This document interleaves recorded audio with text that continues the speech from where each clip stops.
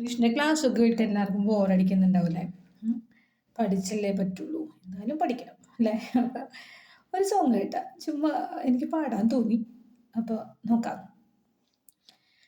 അനുരാഗമൂന്നും കിനാവിൽ കിളിപാടുന്നതപരാധമാണോ?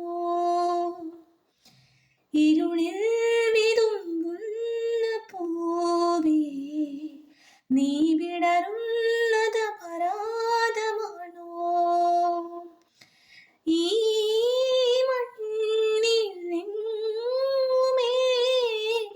കാരുണ്യമില്ലയോ? ഈ വിണ്ണിലെങ്ങുമേ